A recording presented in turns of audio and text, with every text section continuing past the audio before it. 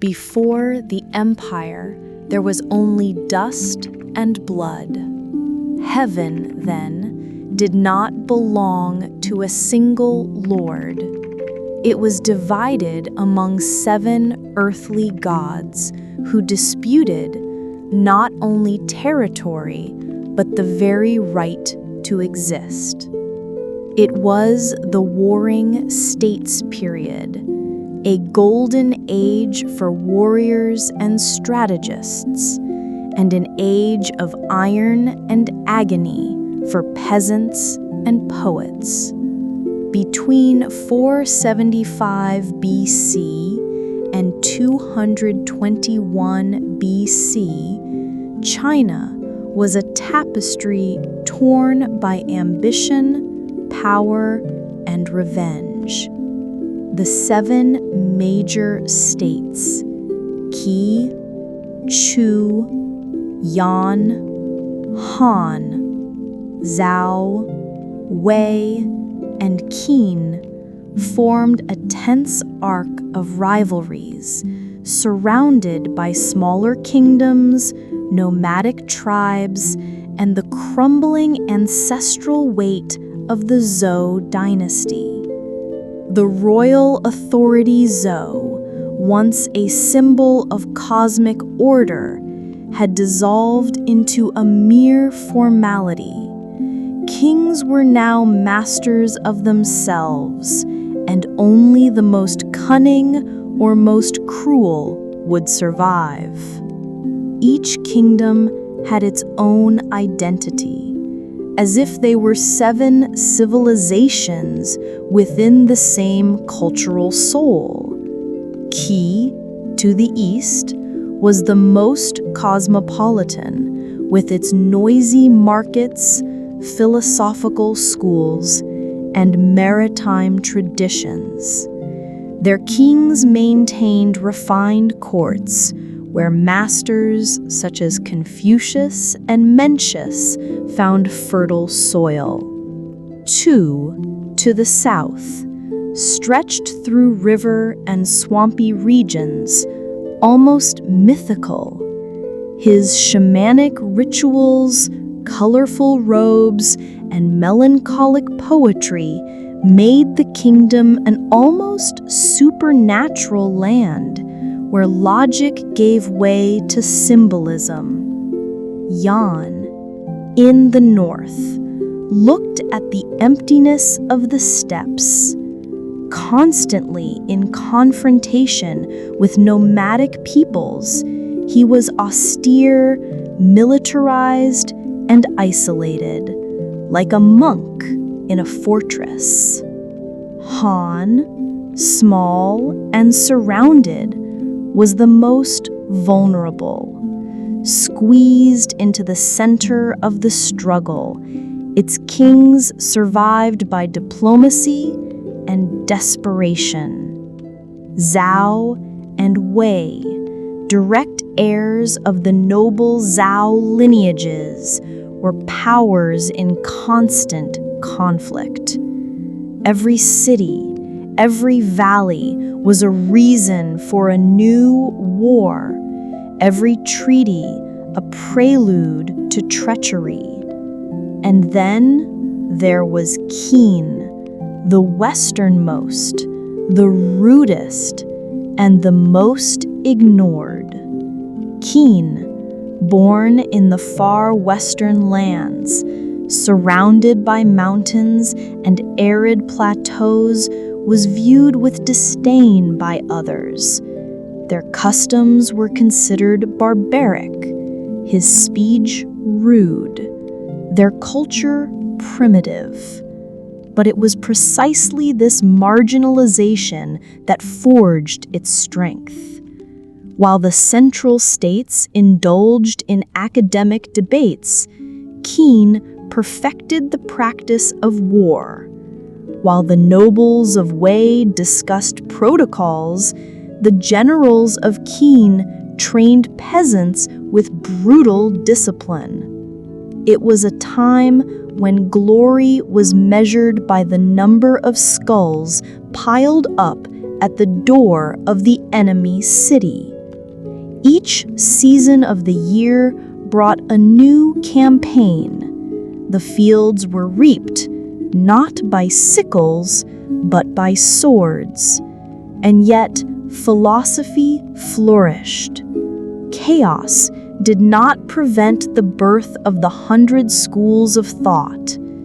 Never before had so many thinkers emerged: Confucianists preaching virtue and moral hierarchy, Taoists seeking harmony in nature and non-action, Mohistas extolling universal love and utility, coroners obsessed with law, order, and punishment.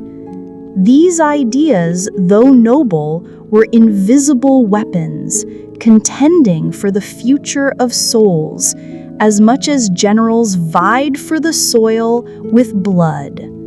It was in this cracked ground that immortal figures emerged: kings who betrayed parents, brothers who murdered brothers, warlords like Lian Po and Lin Xiangru, strategists like Sun Bin and Zhang Yi, orators like Su Qin, masters of rhetoric who sealed alliances as easily as they destroyed them. Politics was a dance of masks, where even victory was disguised as defeat, and each mask concealed a blade.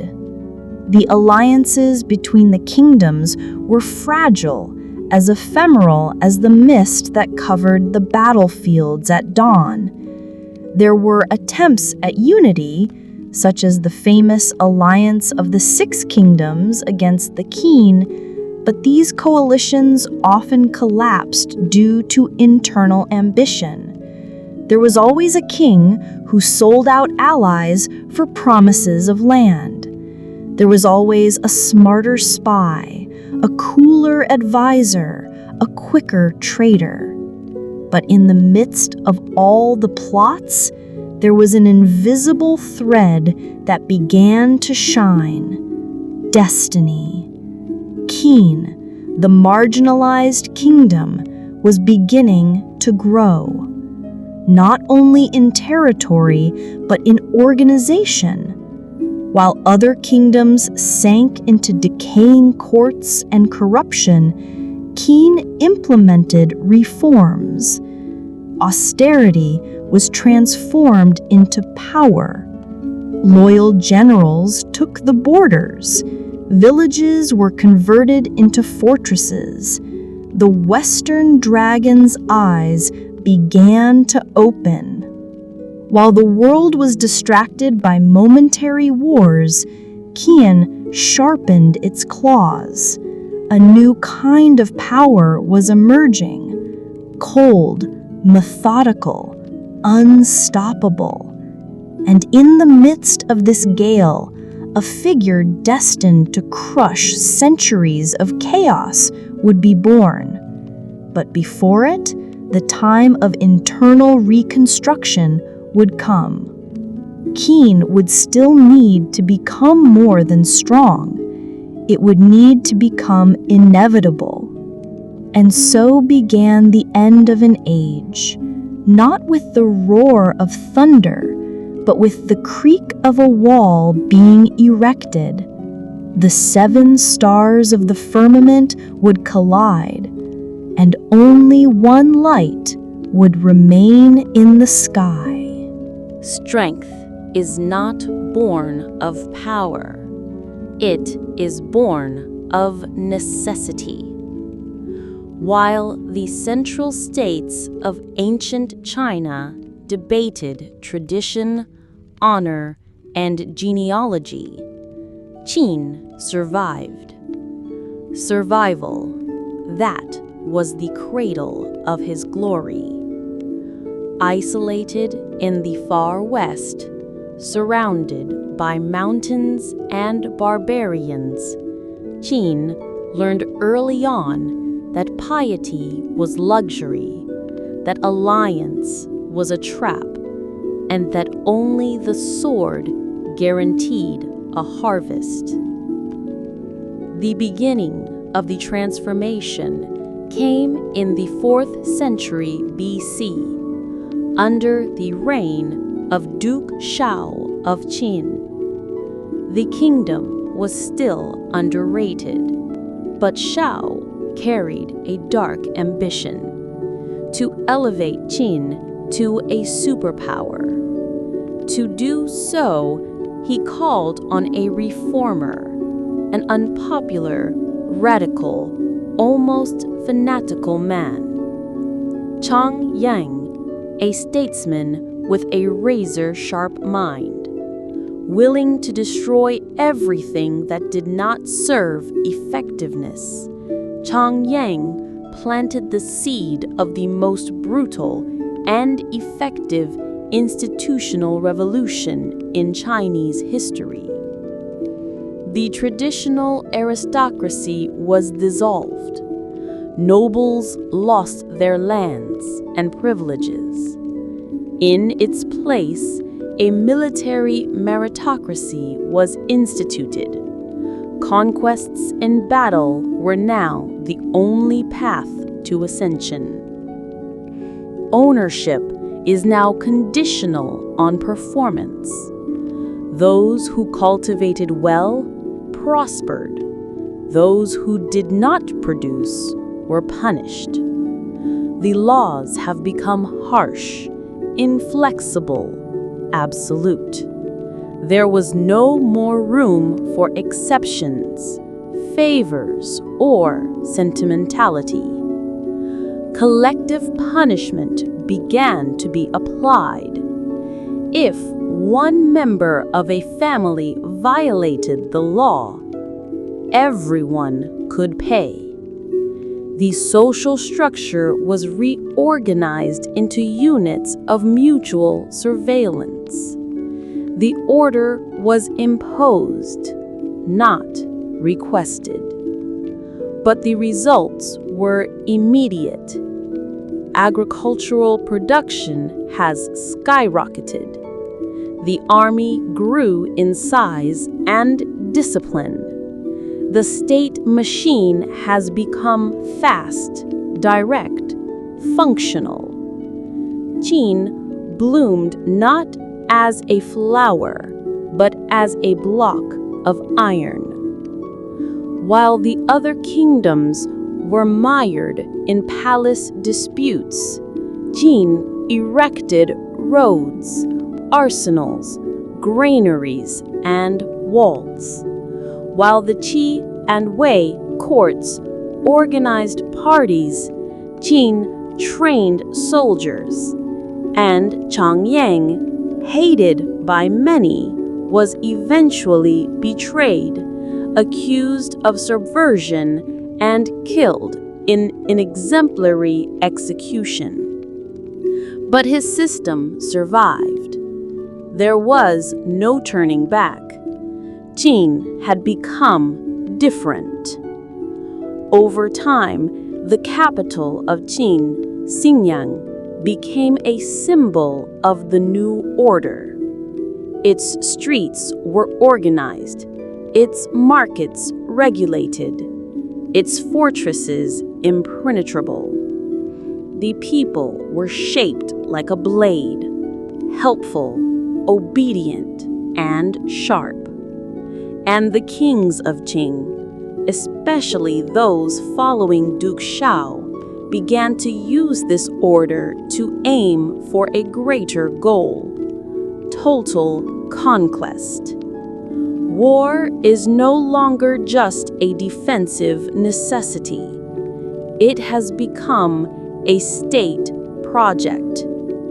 Under King Shaoxiang, Qin embarked on ruthless military campaigns. General Bai Qi, the butcher of Qing, led armies that not only won, but annihilated.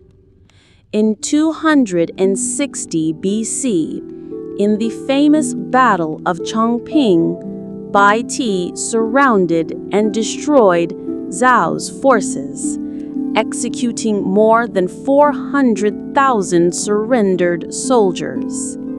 It was one of the greatest military carnages in ancient history. The message was clear.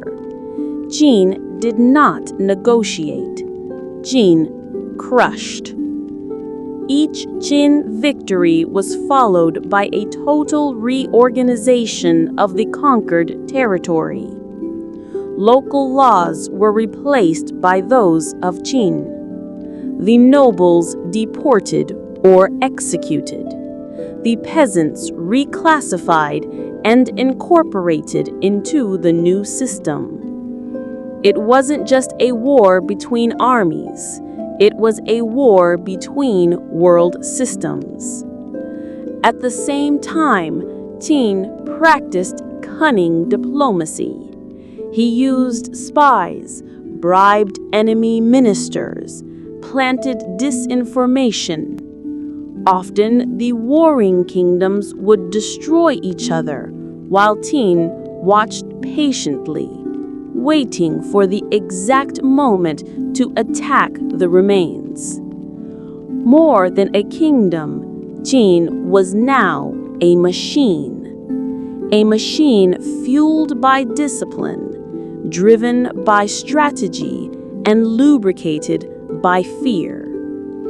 And then, in 259 BC, a boy was born, an heir who would carry this legacy to its logical extreme, the son of a hostage prince and a concubine from another kingdom. Yingzheng would come into the world amid conspiracies, paternity doubts, and dark omens. Some said that the night of his birth was marked by an eclipse and an unusual silence in the mountains. Others said that his mother had been linked to scandals and betrayals.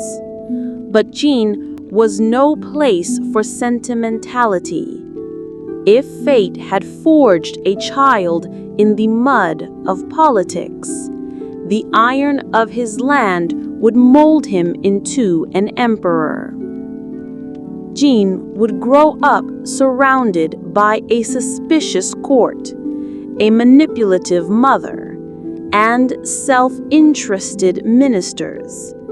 Still, under the rigidity of the Qin culture, he would learn fast.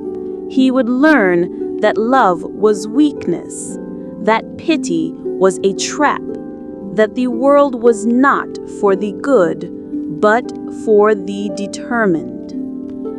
While the other kingdoms were still dancing among traditions, Qin was already walking as a predator.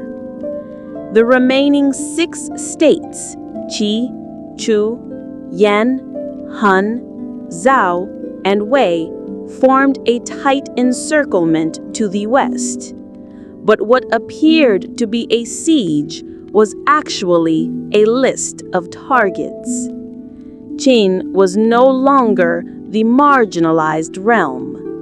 It was the tiger in the dark, and the world was beginning to feel his breath on his neck.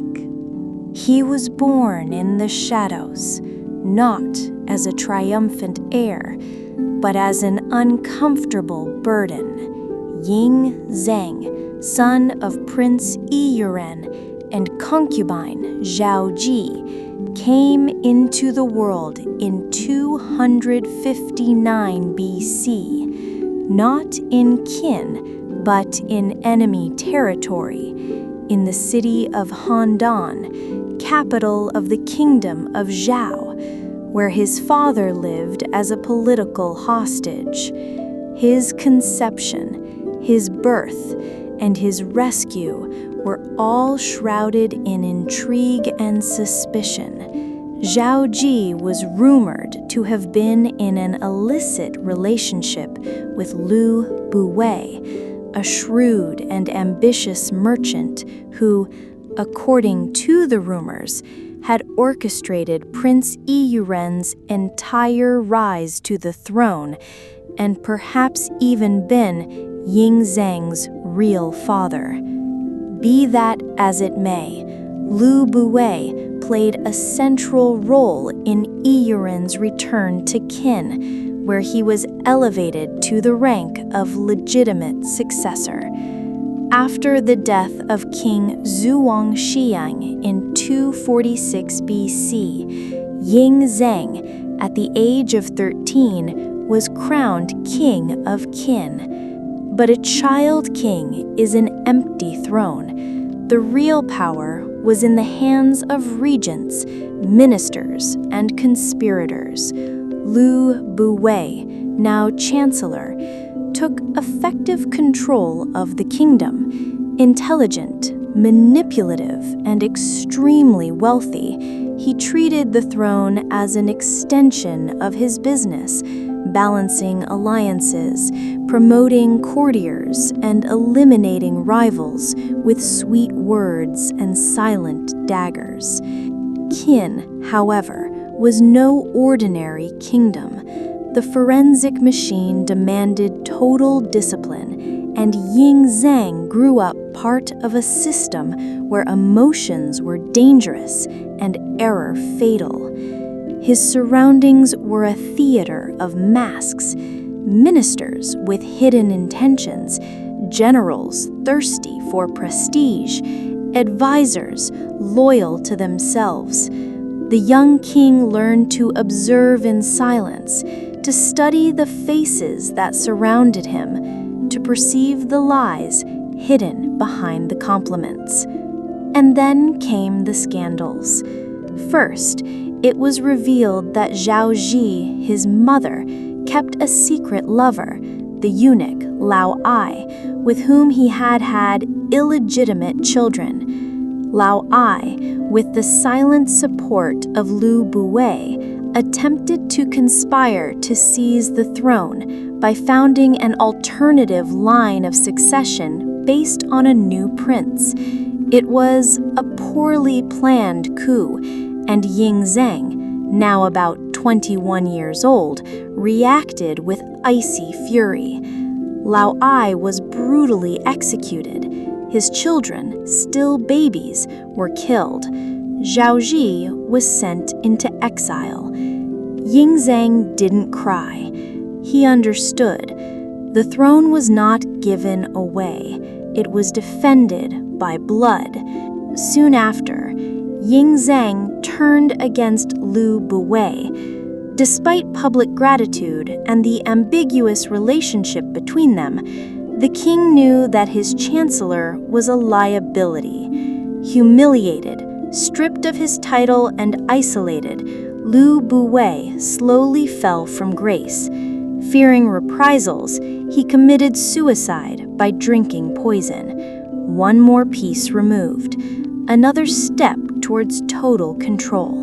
And it was at this moment that Ying Zhang revealed his true nature, cold, calculating, and determined. Unlike previous kings, who were content with episodic wars and partial victories, he dreamed of something total. He saw the fragmentation of China as a disease, and he saw himself as the remedy, bitter, relentless, but necessary. Under his command, the Qin military apparatus was restructured with even greater efficiency. The generals began to answer directly to the king. Foreign diplomacy became a farce. While ambassadors addressed the golden halls of rival kingdoms, Qin's engineers laid out military roads, and their armies trained in silence. Ying Zhang was a firm believer in the mandate of heaven, the ancient belief that the right to rule came from divine approval. But to him, heaven was not a benevolent God. It was an impersonal entity that rewarded only the strong. It was not enough to wait for the mandate. it was necessary to take it. His vision was clear. Peace will come when there is only one sovereign, and that sovereign will be me. Meanwhile, the other kingdoms underestimated the young king. Some saw him as a precocious tyrant, others as just one more king among many. What they didn't understand was that Ying Zhang wasn't the heir to a kingdom. He was the product of a centuries-old structure, a people hardened by necessity, and an ideology that despised weaknesses.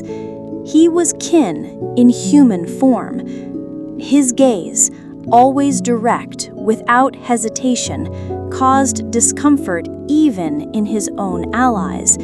His decrees were short, often cruel, but always effective.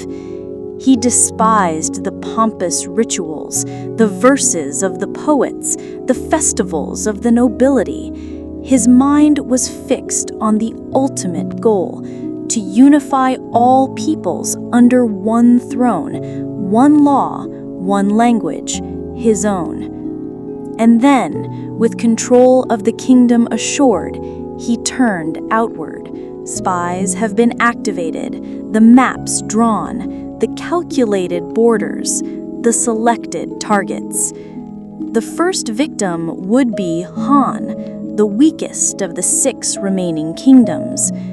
But his ambition went further. Ying Zhang wanted everything: the forests of Chu, the horses of Zhao, the fortresses of Wei, the ports of Qi, the fields of Yan. He wanted the temples, the halls, the gods. He wanted their names crossed out of history. But it wasn't just for glory. Deep down, Ying Zhang feared the return of chaos. For him, pluralism was decadence. Diversity was disorder. Only absolute unity could guarantee stability, and only he could maintain it. The young king of Qin wasn't just a leader. It was an inevitable movement. Time, ideas, history, everything converged on him. The serpent of the 7 kingdoms began to coil in itself, and in the center of this knot was Ying Zhang, sword in hand, ready to cut. Before the empire was conquered with spears, it was won over with ideas. And no idea was more lethal than Li Si's. Born in the distant region of Shang, among dry fields and silent mountains, Li Si did not come from the nobility or the military ranks. He was an ordinary man, shaped by the rigidity of the fields and the harshness of the times. In his youth, he served as a clerk, writing down taxes, recording disputes, observing the routine misery of peasants. But in his restless mind, a discomfort grew. Why was the world so disordered? Why did good men suffer and weak men multiply? It was then that Li Si discovered the texts of Han Feizi, master of legalism, disciple of Xunzi, and defender of a brutal truth. Human beings are inclined to selfishness. Therefore, it is not with virtues or moral teachings that one governs, but with clear laws and severe punishments. This doctrine was stuck in his soul like an iron seal. In Li Si's eyes, the Confucian schools with their rituals, genealogies, and moral norms were nothing more than useless ornaments in the face of true power. Centralized legal order and exemplary punishment. For him, there was no freedom without absolute obedience. Society should function as a mechanism of gears, each citizen a predictable piece, each function regulated by law. With this thought igniting his spirit, Li Si left for the kingdom of Qin, who already showed an inclination towards legal ideas. There, he found not only shelter, but a king who shared the same obsession, Ying Zheng. The meeting between them was like the final adjustment of a gun about to fire. Li Si rose quickly. His intelligence was cold, pragmatic, dangerous. Where others saw populations that were difficult to control, he saw statistics. Where there was cultural chaos, he saw the opportunity to standardize. For him, the greatest enemy of order was the memory of the past. Tradition, with its multiple versions of history, its ancient masters and fragmented wisdoms, was a constant threat to state control. As Qin's chancellor, Li Si elaborated reforms on a scale never seen before. He started a systematic standardization project. Regional scripts were abolished and replaced by a standardized alphabet, the Small Seal Office, or Xiaozhuan, which unified the official communication of the empire. Weights and measures have been leveled. The market balances, once varied, became identical. The coins, until then minted by each kingdom with eccentric shapes, knives, shells, ceremonial objects, came to be unified with the symbol of the empire. The roads were rectified, built with equal measures of width and slope. Even the gauges of the carts were standardized, so that all the wheels followed the same track. Every detail of daily life was now controlled by a norm. Every cultural discrepancy was treated as a defect, and every conquered region was reorganized. Local clans were dismembered, the old nobles exterminated or deported, and a new bureaucratic elite formed in Qin took control. But Li Si was not only a reformer, he was also a hunter of ideas. He saw in philosophical multiplicity a threat as real as the Chu army. The Confucians, who preached family loyalty over loyalty to the state, were dangerous. The Taoists, who believed in non-action, undermined discipline. The historians, who remembered the glories of the past, eroded the authority of the present. In 213 BC, Li Si proposed a radical decree to the emperor. All books that do not deal with agriculture, medicine, or practical divination are to be destroyed. Everyone who hides ancient texts will be executed. And so it was done.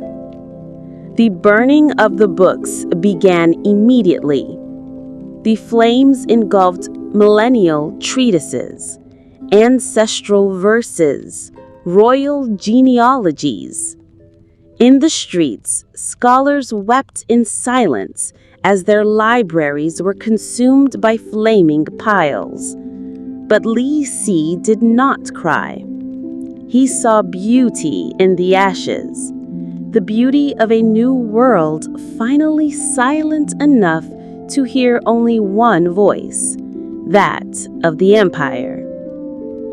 Soon after, in 212 BC, on suspicion of conspiracy, more than 400 Confucian scholars were buried alive or executed. It was the last warning. Free thoughts was dead. Only the edict remained. In Li Si's eyes, all that was necessary. China needed to be unified, not just by territory, but by logic.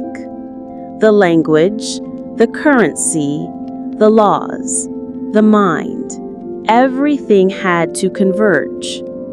Only then would peace be possible. But even among the allies, Li Si was feared. His eyes showed no passion, only calculation. His voice was low, firm, cold.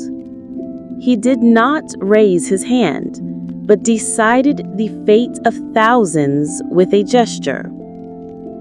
Ying Zhang trusted him deeply, and perhaps he was the only one. Together, they formed the mind and fist of the empire, the king who dreamed of total unity, and the advisor who knew how to create it. With the administrative machinery in full operation, with the legal system dominating each village, and with cultural identity being forged by the fire of standardization, Qin was no longer just a kingdom. It was a totalitarian view of the world. Li Si walked the corridors of Xianyang like a silent architect. But where others designed palaces, he erected ideological systems. And in the shadows of these ideas, the ancient world died. Peace in Qin was like silence before a tempest. With the state machine adjusted, the legal system entrenched, and dissenting thought crushed under ashes, Ying Zhang turned his eyes outward. The empire he dreamed of was still fragmented, and to rebuild the world, it would be necessary to destroy it first. The initial target could not be any other: Han, the smallest and most vulnerable of the 6 remaining kingdoms. Squeezed between mountains and hostile neighbors, Han was a fish in a dry lake. Its economy was tottering, its armies weakened, and its nobility divided into factions. Many already saw the fall as inevitable, including within the court itself. In 230 BC, Qin moved his forces with the precision of a scalpel. General Nashi Ten led a swift and withering campaign. A few weeks were enough. The Han fortresses fell one by one. There was no glory, no heroic resistance, only the confirmation of destiny. When the last king of Han was captured, he was not executed, he was annulled. Taken to Cain, he lived the rest of his life as a shadow of himself. The kingdom of Han, for centuries sovereign, was now a province. The reaction of the other kingdoms was mixed. Some felt relief. After all, it was Han, the weakest, and expected sacrifice.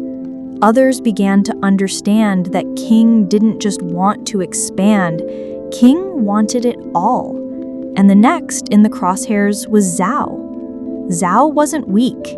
Its capital, Handan, was a legendary city with sumptuous palaces and proud walls. His army, forged in the harshness of the steppes, was skilled with cavalry, compound bows, and warfare on open ground. Moreover, the memory of King's humiliation in decades past still burned in the hearts of Zonians, especially after the carnage of Chongping, where King had executed more than 400,000 Zhao prisoners years earlier. But Yingzheng was no longer in the time of revenge. He was in the time of inevitability. His army, led by Wang Zhen, one of the greatest strategists of the era, marched north with tens of thousands of men. It was not a hasty campaign, it was an absolute campaign. Wang Zhen used both force and fear. As he approached smaller towns, he offered clemency to those who surrendered and exterminated even the animals of those who resisted. It was a cruel but effective logic. Within a few months, Zhao was beginning to give in. However, the conquest of the capital would require more. Resistance in Handan was fierce. The walls have resisted months of siege. The soldiers, even hungry, fought like men of no return. But hunger and psychology were King's most effective weapons. In secret, spies planted rumors of treachery among Zhao's officers. Bribes, defections, and internal sabotage eroded confidence within the walls. In 228 BC, Zhao fell. The city was sacked. Part of the nobility was executed, another part enslaved. Prince King, Zhao's heir, fled to try to organize a resistance in the north, but would be captured years later. Zhao's glory had turned to dust. His music, silent. His poetry, lost.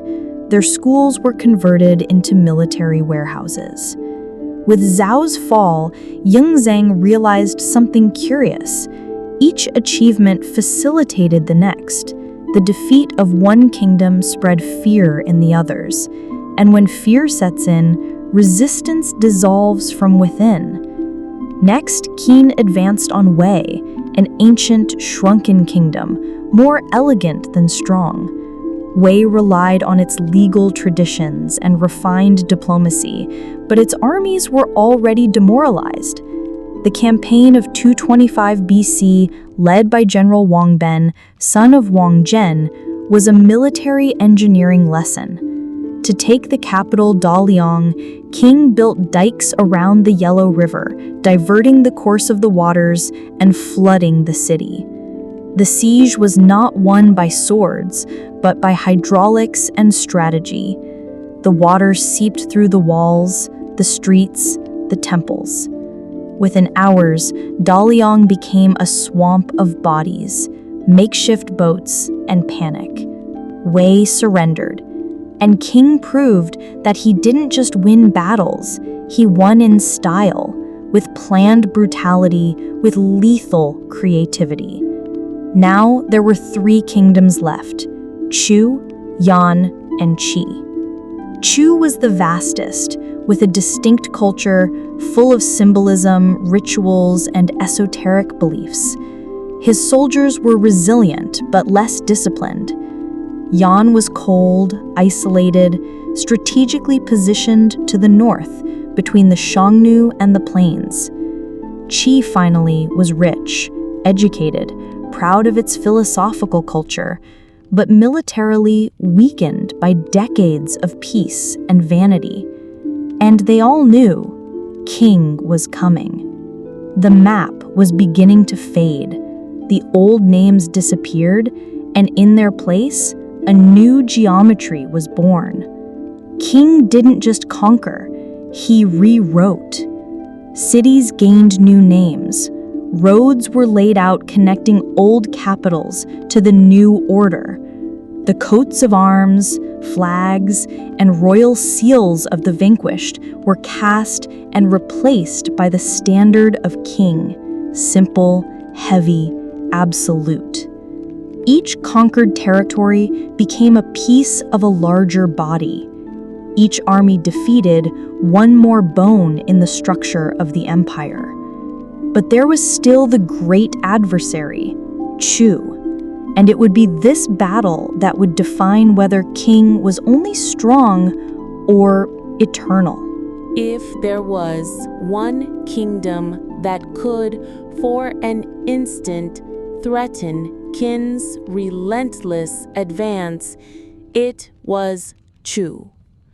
Chu wasn't just a powerful state, it was a civilization apart, with its own soul.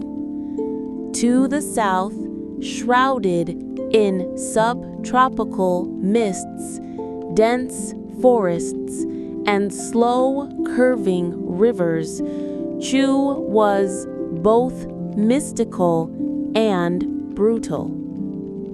Their rituals still carried traces of ancestral shamanism. His generals painted their faces to go to war. Their armies used slightly different weaponry, with long spears, curved swords, and carved wooden shields. There was a primal and proud energy in Chu, like that of a wounded tiger. It was the largest of the 6 remaining kingdoms in extent and resources. Its capital, Shaochun, was lavishly decorated, its arsenals were full, and its elite still believed that Chu's glory could survive. Ying Ting, however, knew that the final victory depended on the destruction of this enemy. Chu's conquest would not be a march, but a deluge of blood. In 224 BC, he summoned his most experienced general, Wang Zhen. Already elderly, but still feared. The king asked how much troop would be needed. Wang Zhen cautiously replied, 200,000 men. Ying Zhang hesitated. That seemed exaggerated. Other generals suggested that fewer troops would be sufficient. The king accepted, for a moment, a more aggressive proposal and handed the campaign to another commander, Li Xin. Li Xin set out with 200,000 soldiers, but his arrogance outweighed his strategy. At first, he won quick victories, taking 2 outposts with ease. But he soon fell into a trap. Chu's general, Xiong Yan, a veteran and knowledgeable of the local geography, pretended to retreat, and then, in a withering counterattack, surrounded and crushed Li Xin's forces. Tens of thousands of Qin soldiers were killed. The king's pride wounded. Ying Qing swallowed the defeat as one swallows hot iron. And then he turned back to Wang Zhen. "How much do you need?" Wang Zhen coldly replied, 200,000 men, and a promise. Total autonomy. This time, the king accepted. The campaign that followed was one of the most meticulous and long in the history of unification. Wang Zhen, known for his obsessive prudence, moved armies as if handling porcelain pieces. He avoided direct clashes. He built temporary fortresses. He set up supply depots along the way. He sent fake patrols to confuse Chu's spies. The war wasn't just physical, it was mental.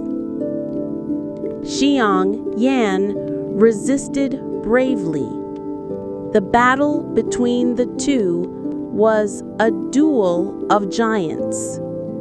For months, the lines moved in small advances as if the generals were playing chess with hills and rivers. The local population was dragged into the conflict. Entire villages burned, rice fields flooded by sabotage. Temples turned into barracks. But Wang Zhen was patient. His army was fed, rotated, disciplined. He waited for Chu to exhaust itself. Finally, after 2 years of campaigning, Chu made a mistake. Xiang Yan launched a desperate attack. In an attempt to repel Qin for good. Wang Zhen was already expecting the move. He used his hidden cavalry, outflanked the forces of Chu, and engulfed them in an all-out siege. The battle was long. The soldiers fought in swamps, in the rain, amidst screams of agony and poisoned arrows. Xiang Yan fell on the battlefield, and with him, Chu's heart fell. In 223 BC, Shao Chun was taken. The king of Chu was captured and brought to Qin. Chu, who for centuries defied the heavens, was finally devoured by the machine that came from the west. Ying Ting received the news with silence profound. With Chu's fall, his greatest threat had disappeared. China was almost whole. Now there were only 2 kingdoms left, Yan to the north and Qi to the east. They both knew what awaited them, and unlike Chu, they had neither the size, nor the bravery, nor the hope.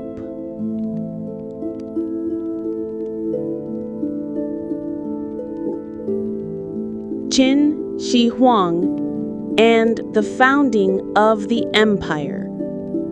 Do you want me to continue straight?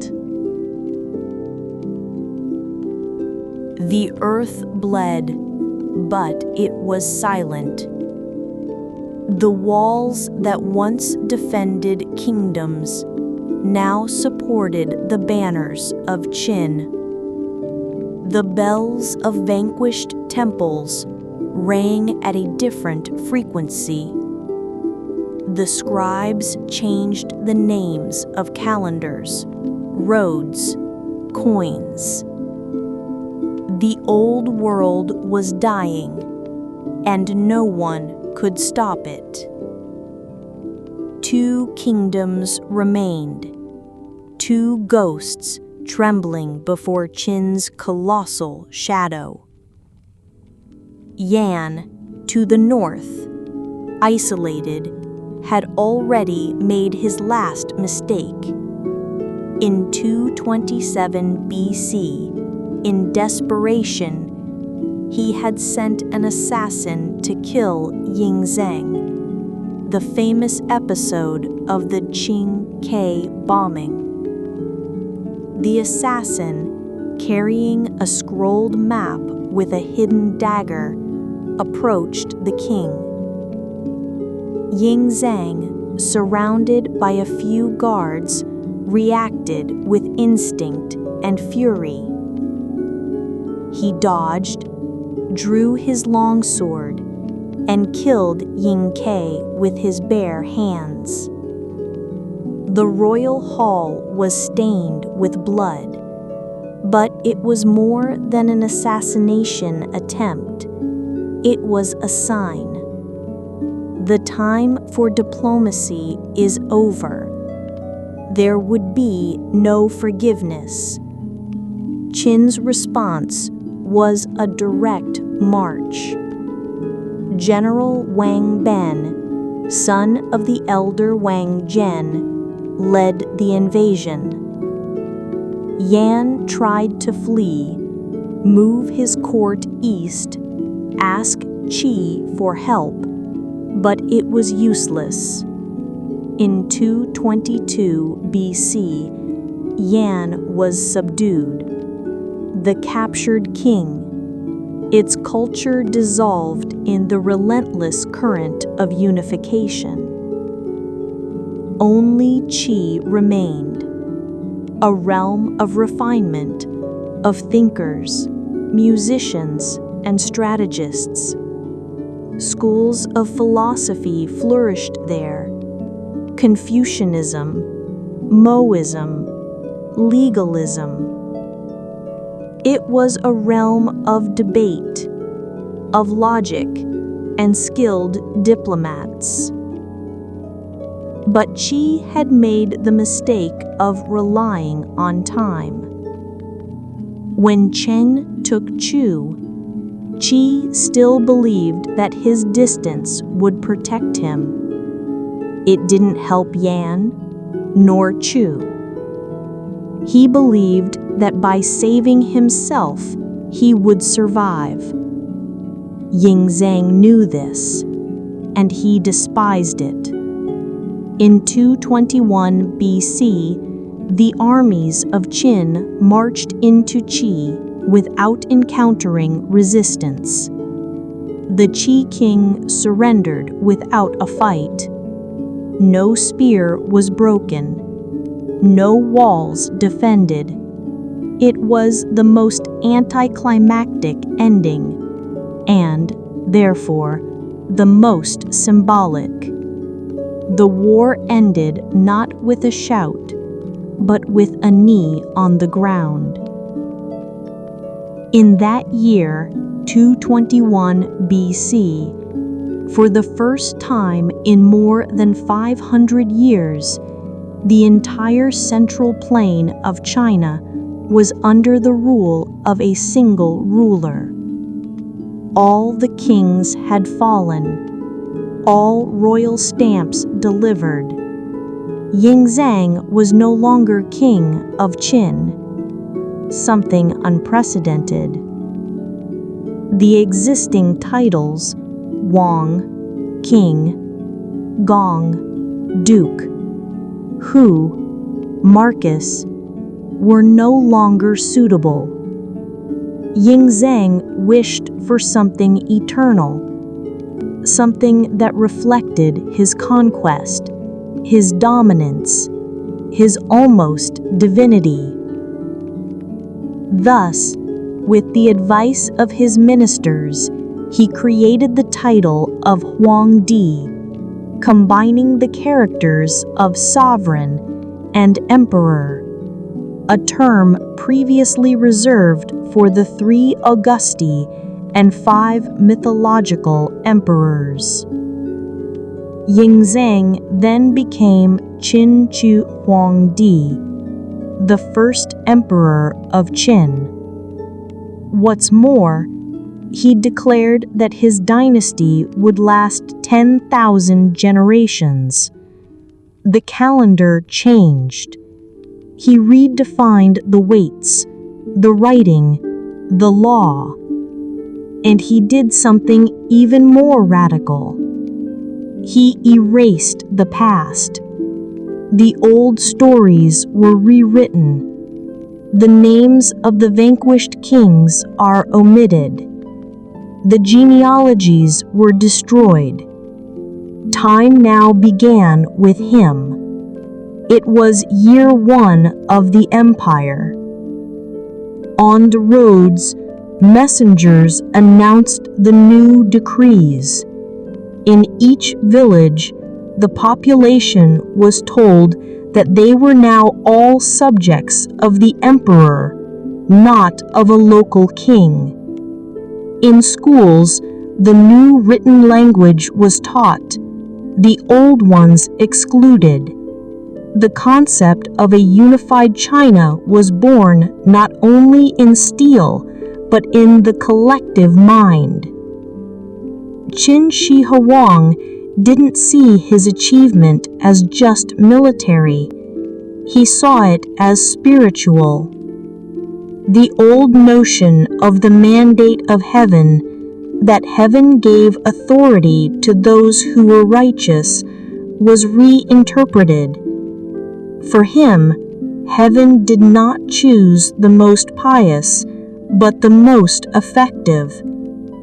Qin's victory was divine proof that the empire should be unified by him and by no one else. In Shenyang, his new imperial capital, Qin Shi Huang ordered the construction of monumental palaces. Each stone was cut with precision, each wall decorated with victories. The names of the ancient kingdoms were inscribed, not to be celebrated, but never to be repeated. From west to east, from north to south, the world changed. What was once a mosaic was now a wall. What was once a symphony of voices was now a single drum. But the emperor did not rest. Unification was just the beginning. He believed that true peace would only come with total centralization, and that meant infrastructure, repression, surveillance, and, above all, immortality. But that's another story. The empire was unified, but peace was an illusion. To Qin Shi Huang, the achievement was just the foundation. The real work would be to keep the whole world under control. And that required more than armies. It required structure, visible, immense, indestructible. It was then that the emperor turned his eyes to the north. There, beyond the steppes and hills, lived the Yongnu, fast, resistant, unpredictable nomadic peoples. They had no cities. They did not obey emperors, and his absence of walls was his greatest weapon. Qin Shi Huang hated them, not just for military menace, but because they represented chaos, the plural, the uncontrolled. It was necessary to separate them, not with treaties, but with stone and blood. Thus was born the greatest of his works, the Great Wall. But the truth is that it was not built from scratch. Qin gathered and interconnected ancient sections of walls made by defeated kingdoms, especially Zhao, Yan, and Qin, and expanded them, widening their foundations, reinforcing them with towers, ditches, platforms, and garrisons. The objective was not only military, it was symbolic. It was the visible frontier between the civilized world and the barbarian world. It was the limit of the empire, and for many, the limit of the world. The work began quickly. Thousands of kilometers were mapped. The teams divided. The engineers sent. There was no rest. There was no choice. Those who built the wall were not trained masons. They were peasants, prisoners, dissidents, punished soldiers. It is estimated that up to 700,000 people worked on its construction. Gradually, the wall became a horizontal cemetery. At every turn, at every tower, there were bones mixed with the mortar.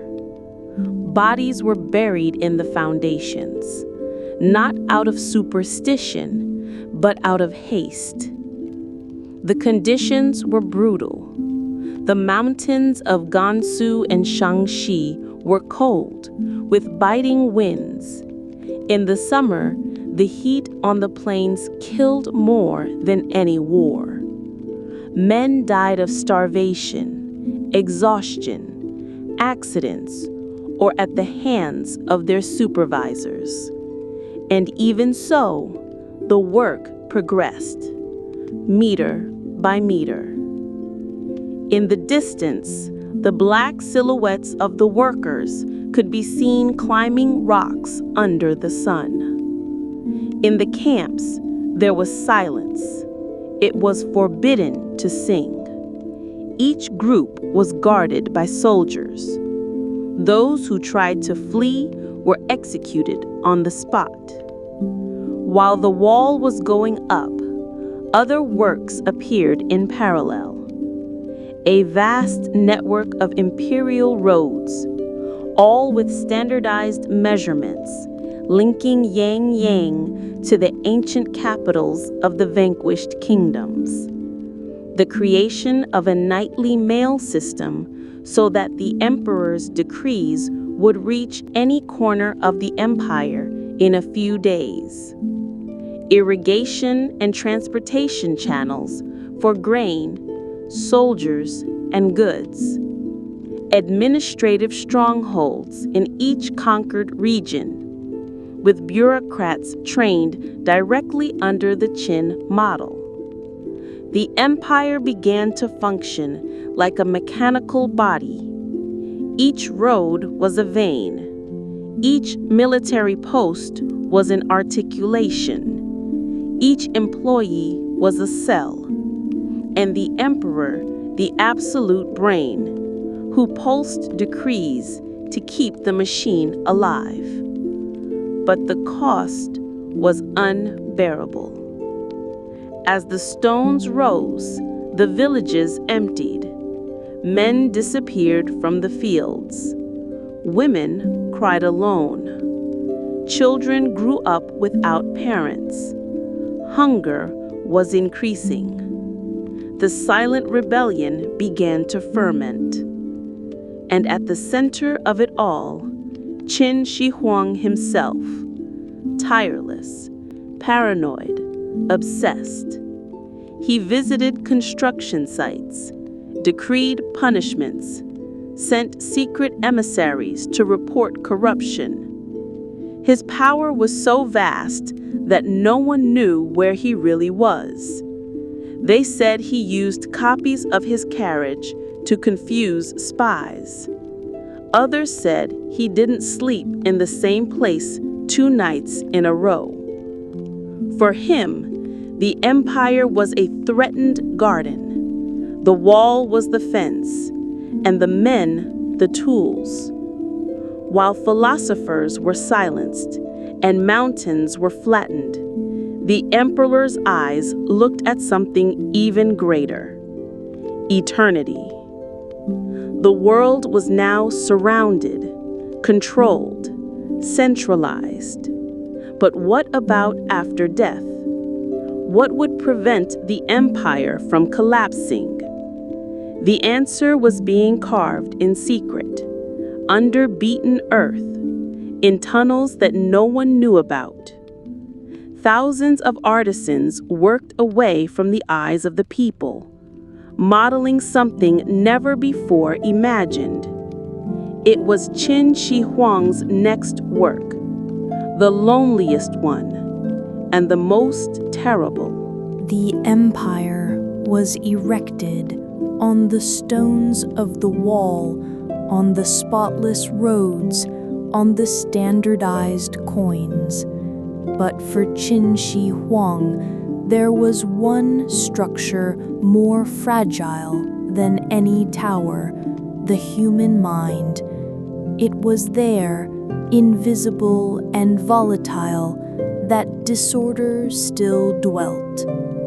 The body of China was unified, but his thoughts were still manifold.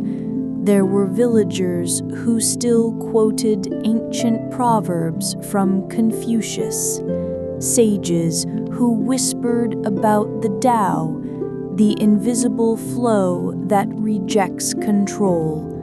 And in private halls, even in Xianyang, secret copies of ancient texts circulated. To Qin Shi Huang, this was unacceptable. The empire could not have parallel memories. Only one past, one present, one future was needed. The plurality of ideas was a seed of insurrection, and its eradication was urgent. It was in this context that Chancellor Li Si, the ideological architect of the regime, proposed a brutal measure. In the year 213 BC, before the imperial court, Li Si declared, "Our empire flourished because we abandoned the speeches of the ancients. What use are the Confucian texts, the treatises of the 100 philosophers? They only sow doubts. I propose that all books that do not deal with agriculture, medicine, or practical divination be burned. Those who disobey will be executed." The decree was accepted without debate. That same week, emissaries were sent to all provinces. Local employees entered schools, libraries, temples, homes. They gathered the texts, the silk scrolls, the genealogical records. Bonfires were lit in all squares. The burning was systematic. In Luoyang, the ancient capital of Zhao, hundreds of rare volumes burned. In Khufu, the land of Confucius, the temples were searched and humiliated. Statues of old masters were broken. Copies of the Analects were torn page by page, and in Shanyang, the fire lit up the night for days. The people watched in silence. Some were crying, others lowered their eyes, but no one dared to intervene. It was not just the destruction of knowledge, it was the destruction of memory. Those who hid books were persecuted. Those who quoted old masters in public denounced. Those who taught unsanctioned doctrines were executed. In 212 BC, the final step has been taken. More than 400 scholars, mostly Confucianists, were rounded up on charges of conspiracy. Some were buried alive, others beheaded. The punishment was exemplary. The families of these men were dishonored, their names removed from official records. They didn't just die as people, they were erased as ideas. To Qin Shi Huang, this was justice. Freedom of thought was a corrosive illusion. He believed that the empire would only survive if everyone thought the same way, or at least if everyone pretended to think the same way. The schools were renovated.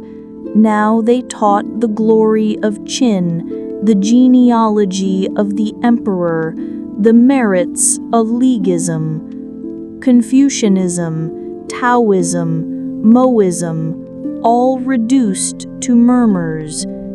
Imperial scribes themselves were trained to rewrite historical documents. The wars prior to unification were portrayed as chaos that only the emperor knew how to resolve. The vanquished kings were described as fools. The story became an official myth. Censorship also affected religion. Local cults were replaced by state cults. Regional gods were banned, ancient rituals forbidden. The emperor came to be worshipped as a son of heaven, but with a new nuance. He was not a mediator between men and the gods. He was the very link, absolute, necessary, final. The silence that spread throughout the empire was dense. There were no more public debates. There was no longer any philosophical divergence. There was only the edict. The empire was now a one-actor theater, a one-note song, a one-page book. But underground, away from the eyes of the court, copies were hidden. Some scholars have buried books in jars. Others fled to mountains and caves. Small groups whispered the ancient teachings as if preserving embers under the snow. Because even the most absolute empire cannot erase what lives in the soul. Ideas, once ignited, do not die. They just disguise themselves, waiting for the right time to resurface. Qin Shi Huang believed he had won the thought, but total victory is always a cracked mirror. And while he burned the books and silenced the sages, he was already preparing his last and grandest obsession, victory over death. Qin Shi Huang had conquered the land, silenced the sages, erected walls that cut through the horizon. But within him, an enemy grew that no sword could cut: death. He felt it in every weary look of his ministers, in every strand of white hair that appeared in his bronze mirror. Death did not obey decrees. It could not be punished, nor surrounded, nor convinced, and that terrified him. The conquest of the world had been the prologue. Now, King Shi Huang would start his last campaign, the war against the end. It was then that he sent messengers to the four corners of the empire. He summoned alchemists, astrologers, reclusive monks, and magicians from the East Sea. The formula of eternal life. Some came with blends of ground jade, heated mercury, rare mushrooms, longevity roots. Others brought maps of mystical islands, especially the legendary Peng Lai Mountains, supposedly floating over the sea, inhabited by immortals. King Shi Huang believed.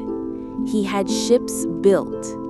He financed expeditions to the ocean. One of these boats, commanded by Shi Fu, is said to have set sail with hundreds of young men heading east and never returned. Some Japanese historians will say, centuries later, that this was the mythological seed of Japan's founding. While seeking eternal life at sea, the emperor prepared Plan B, a tomb that would make him eternal, even dead. He began the work when he was still king. But after becoming emperor, the project expanded in ambition. On Lishan Hill, near the capital Xingyang, he ordered the excavation of a gigantic underground complex, more than a tomb, a city of the dead. There he would have the whole world replicated. Palaces, rivers made of liquid mercury, mountains of jade, constellations carved into the ceiling. The ceiling of the central hall was adorned with precious stones representing stars. On the ground, channels filled with silver and mercury mimicked the Yangtze and Yellow rivers.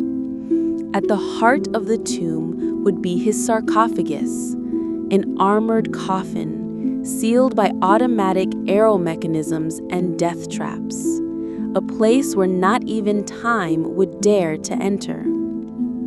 But what would make his tomb legendary would be something more terrible and beautiful: the Terracotta Army. Thousands of life-size sculpted soldiers, each with unique features, clothes, hairstyles, royal weapons, archers, spearmen, generals, knights. There were also horses, carriages, musicians, and acrobats, even bureaucrats. It was the empire in miniature in stone, made to accompany him in eternity. These statues were buried in lined corridors, like troops in formation. It was more than a funerary ritual. It was a magical replication of power. King Shi Huang believed that these warriors would protect him in the next world, or perhaps that other world would just be an extension of his empire, continuing under his command forever. The artisans who participated in the construction were isolated. Many were executed after completing their tasks, so that the secret of the tomb would never be revealed. For years, the project went on quietly. In Xinjiang, few knew the real dimension of the work, but rumors ran through the villages. They said that those who disobeyed inside the mausoleum never left, that rivers of mercury flowed through the underground corridors, that the emperor didn't just want to conquer death, he wanted to reign over it. But the gods do not bow to obsession. In 210 BC, during a trip to the east, King Shi Huang fell ill. He was only 49 years old. Fever, delirium, spasms, cruel irony. Among the medicines he took were mercury pills given by his alchemists, believing that this would extend his life. It was poison disguised as salvation. He died far from the capital. His death was concealed for weeks by his ministers, who feared instability. They transported his body in a closed carriage, followed by another carrying fish, to disguise the smell of decomposition. He was buried in secret in his colossal tomb, whose main chambers have not yet been opened to this day. The man who wanted to control the world, time, thought, was finally consumed by silence. But his clay empire remained. Beneath China's soil, its army is still standing. Stone eyes staring into infinity. Witnesses of a dream that was as absolute as it was impossible. Qin Shi Huang died believing that his empire would last 10,000 generations. It lasted only 4 years after his death. The man who built China with iron and fear never understood that power, in order to last, needs more than strength. It needs living legitimacy renewed with each generation. And the empire he created, so vast and absolute, was a construct sustained by his own presence. With his death, the structure collapsed like a baseless colossus. The chosen heir, Hu Hai, the youngest son, was not named by merit or preparation. He was placed on the throne by palace intrigues.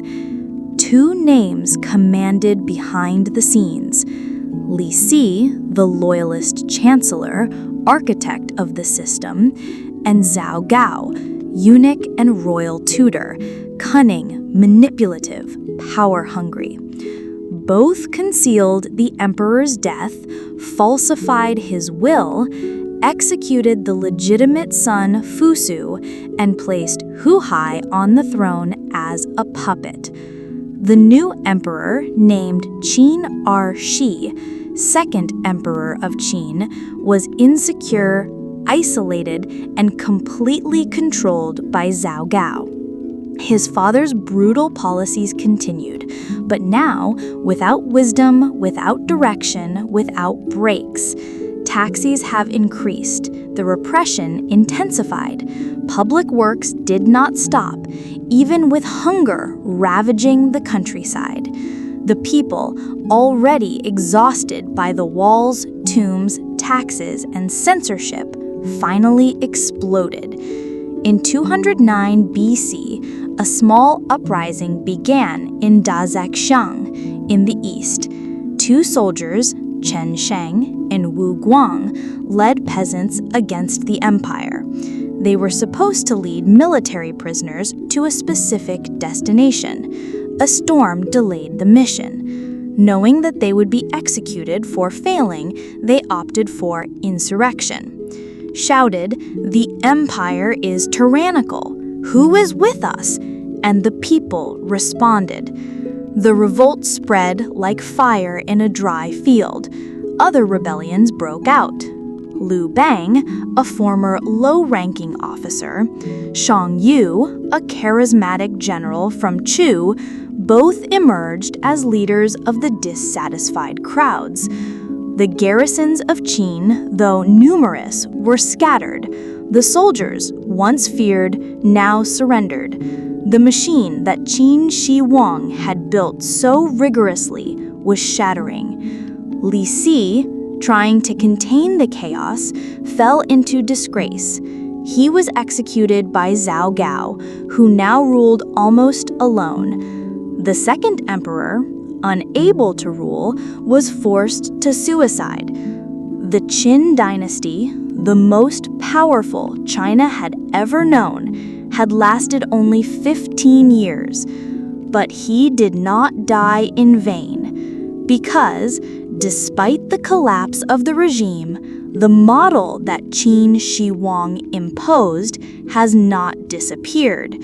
The idea of a unified China with a single sovereign, a single script, a centralized system, that remained. The rebels who destroyed Qin did not restore the ancient seven kingdoms.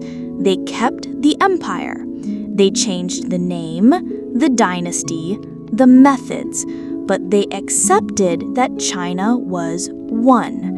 When Liu Bang finally defeated Xiang Hu, he founded the Han dynasty, ushering in 4 centuries of stability.